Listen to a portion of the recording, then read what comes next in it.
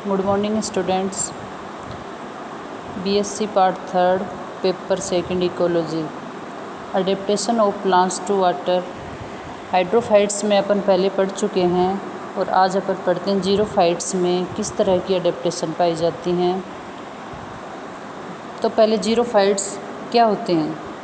तो शुष्क स्थलों पर उगने वाली वनस्पति को जीरोफाइट्स कहते हैं। इन स्थलों पर उगने वाले पादप लंबे समय तक जलाभाव को सहन करने की क्षमता रखते हैं, यानी वहाँ पे लंबे टाइम तक अगर उनको पानी उपलब्ध नहीं हो तो भी वो जल के अभाव में रह सकते हैं। शुष्क आवासों में रहने वाले प्लांट्स को जल की उपलब्धि, वाष्पीकरण और वाष्पोत्सर्जन द्वारा उसके निरंतर ह्रास के अंतर के मुख्य संबंध में माना गया है।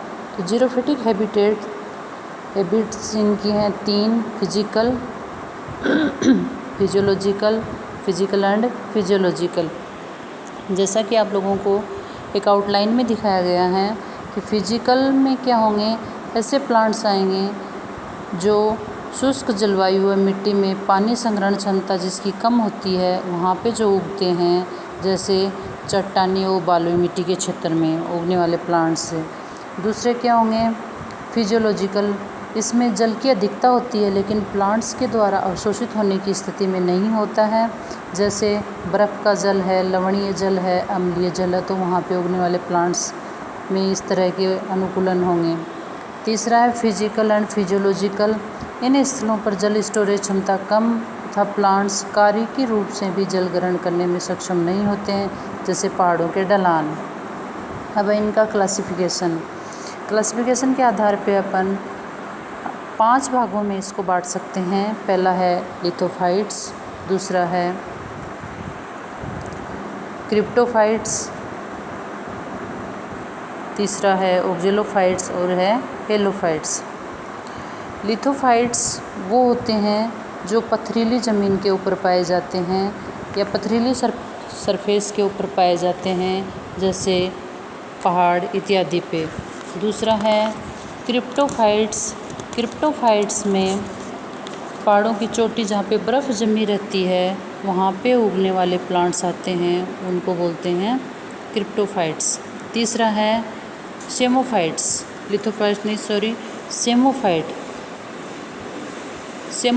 में मरुस्थलीय जो रेत होती है उसके ऊपर उगने वाले प्लांट्स आते हैं, उसको सेमोफाइट्स कहते हैं। तीसरा है ऑक्जेलोफाइट्स, इसमें अम्लीय मृदा और जल में उगने वाले प्लांट्स हैं। और लास्ट है हेलोफाइट्स, इसमें समुद्री लवणीय झील और वहाँ की जो मृदा है उसमें उगने वाले प्लांट आते हैं। तो अडेप्टेशन 2 तरह के होते हैं, पहला है जीरोमॉर्फिक और दूसरा है जीरोप्लास्टिक। तो जीरोमॉर्फिक अडेप्टेशन क्या है, ये वे लक्षण जो आनुवंशिकी द्वारा कंट्रोल होते हैं और प्लांट के इन गुणों पर वातावरण का प्रभाव नहीं पड़ता है, जैसे फिलोइड्स, क्लेडोड्स, स्पाइंस, ये जीरोमॉर्फिक एग्जाम्पल हैं। यानी जीरोमॉर्फिक कौन होंगे, जो आनुवंशिकी रूप से कंट्रोल होते हैं और वातावरण का प्रभाव इन पे नहीं पड़ता। अगर इनका वातावरण अपन चेंज कर दें, दूसरी जगह पे इन प्लांट्स को उगा दें, तो इनके मॉर्फोलॉजिकल कैरेक्टर में कोई अंतर नहीं आएगा। दूसरा जीरोप्लास्टिक, यह अनुकूलन पौधों में आवास की शुष्कता से उत्पन्न तात्कालिक लक्षण है और इसका नियंत्रण आनुवंशिकी द्वारा नहीं होता, यानी जीनों के द्वारा इसका कंट्रोल नहीं होता है। ये लक्षण अस्थायी होते हैं और प्रतिकूल परिस्थितियों में सामान्य होते ही ये लुप्त हो जाते हैं। तो इस तरह से अडेप्टेशन 2 तरह की है, जीरोमॉर्फिक और जीरोप्लास्टिक। अब आप लोगों को कुछ ऐसे प्लांट्स दिए गए हैं या बताए गए हैं जो कि अपना जो जीवन काल है वो वहाँ की मॉर्फोलॉजी और फिजियोलॉजी के आधार पे वहाँ अपना जीवन काल उनका अलग अलग आयु का होता है। तो उसके आधार पे इनको 3 समूह में बांटा गया है। पहला है अल्पकालिक या जलाभाव लाइनी पौधे, ये कुछ सप्ताह तक ही जीवित रहते हैं और फिर अपनी शेष जो अवस्था वो डोरमेंट स्टेज में ही कंप्लीट करते हैं। इसमें जैसे केशिया टोरा है, आर्जिमोन मैक्सिकाना है, ये आते हैं। दूसरा है इसमें वार्षिक और सूखाहारी पौधे, और तीसरे हैं मार्शल जलावाव प्रतिरोधक पादप, और हैं अमार्शल बहुवर्षीय जलावाव सहिष्णु पौधे। अब है, ये तो इनके टाइप्स हैं। अब है इनके मॉर्फोलॉजिकल अडेप्टेशन क्या क्या हैं। तो मॉर्फोलॉजिकल अडेप्टेशन अपन पढ़ेंगे, इनकी रूट, स्टेम और लीव्स के अंदर क्या क्या मॉर्फोलॉजिकल अडेप्टेशन पाए जाते हैं। तो सबसे पहला है रूट। रूट के जीरोफिटिक हैं, पानी की खोज के लिए इनकी रूट है वो सुविकसित हो जाती है और नीचे गहराई तक चली जाती है पानी को ढूंढने के लिए। तो इनकी जो रूट होगी वो क्या होगी, वेल डेवलप्ड होगी और विस्तृत होगी और अत्यधिक शाखित भी हो सकती है वो, और लंबाई में तने से भी लंबी हो जाती है। अतः इनमें जो मूल के जो मूल रोम हैं वो भी काफ़ी विकसित पाए जाते हैं। वर्दी शीर्ष है, मूल रोम है, वो अत्यधिक विकसित होते हैं। इसके अलावा जड़ों में वृद्धि दर काफ़ी अधिक पाई जाती है। अब है इसका स्टेम। स्टेम में जो वायवीय तने हैं वो अनुकूल परिस्थितियों में ज़्यादातर पौधे छोटे व शाखी होते हैं, और ये एक वर्षीय, बहुवर्षीय, कठोर, काष्ठीय और वायवीय झाड़ी अथवा वृक्ष हो सकते हैं। कुछ पादपों में तना भूमिगत भी हो जाता है, ये प्रकंद, कंद, शलकंद के रूप में हो सकता है। कुछ पादपों में तने की शाखाएं बहुत अधिक निकट होती हैं। इसके अलावा कुछ पौधों में सघन रोमों का आवरण भी पाया जाता है, जैसे कैलोट्रोपिस। कुछ में लंबे कांटे भी के रूप में पाए जाते हैं। इसके अलावा कुछ पौधों के तने हैं वो फ्लेशी और फूले हुए होते हैं। अतः इनकी तना है वो पत्तियों के समान कुछ में चपटा, हरा और मांसल हो जाता है। ऐसी संरचना को फिलोक्लेड कहा जाता है।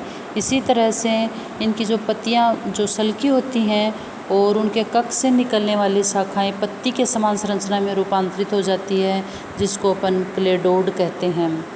इसी तरह से क्लेडोड और ये फिलोक्लेड, ये जो रूपांतरण हैं इनके, ये विकसित होते हैं। फिर है इनकी लीव्स। इनका सबका मेन फंक्शन क्या है, फोटोसिंथेसिस करना, ताकि वहाँ पे जो पत्तियाँ तो है नहीं उसकी जगह इस तरह के रूपांतरण हुए हैं जिससे प्रकाश संश्लेषण, तना है वो प्रकाश संश्लेषण का कार्य करने लग जाए। फिर है लीव्स।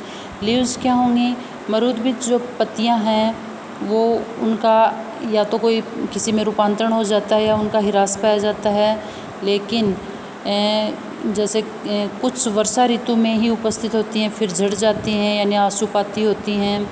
कैक्टस यूफोर्बिया की कुछ जातियों में कंटकों में रूपांतरित हो जाती हैं, और जैसे रस्कस, एस्पेरिगस इत्यादि की जो पत्तियां हैं वो सल्की हो जाती हैं, जिससे वाष्पोषण की क्रिया धीमी हो सके। पत्तियों के ऊपर मोम और रोम जैसी संरचनाएं पाई जाती हैं, जैसे कैलोट्रोपिस में, या उनका जो लेमिना, लीफ लेमिना है वो लघुकर्त भी हो सकता है, छोटा हो जाता है ताकि पानी की हानि ज़्यादा नहीं हो सके। इसके अलावा जो पत्तियां हैं वो संयुक्त पिच्छ की हो जाती है, कंपाउंडली पिनेट हो जाती हैं, फिलोइड पाया जाता है। इस तरह के कुछ अनुकूलन हैं जो उनकी पत्तियों में पाए जाते हैं, जिसकी वजह से उनमें कम से कम वाष्पोत्सर्जन की क्रिया हो सके और पानी की हानि कम से कम हो। इसी तरह से जो एक बीजपत्री पादप हैं उनमें उनकी जो सेल्स हैं, एपिडर्मिस की सेल्स हैं पत्तियों की, उनमें मोटर सेल्स पाई जाती हैं। अब है इनके फ्लोर, फ्रूट और सीड। फ्लोर, फ्रूट और सीड इनकी जैसे अनुकूल काल आता है, जैसे वर्षा ऋतु आती है उसी में ये डेवलप होते हैं। पुष्प हैं वो भी नमी पाकर फूलते हैं। फल का आवरण मोटा होता है इनमें, और इनमें जो बीज हैं वो बनते हैं, और वो मतलब जब विपरीत अवस्था आती है तो बीज के द्वारा ही ये अपने आप को सुरक्षित रख पाते हैं, और जनन काल आने पर वो बीज वो अंकुरित होकर नया पौधा डेवलप होता है। इसी तरह से इनमें एनाटॉमिकल अडेप्टेशन भी हैं, तो उनकी एपिडर्मिस कैसी होगी, मेसोफिल कैसी होगी, इस तरह से उनमें कौन कौन से रूपांतरण हैं, ये सब इनके आएंगे एनाटॉमिकल अडेप्टेशन में। Thank you.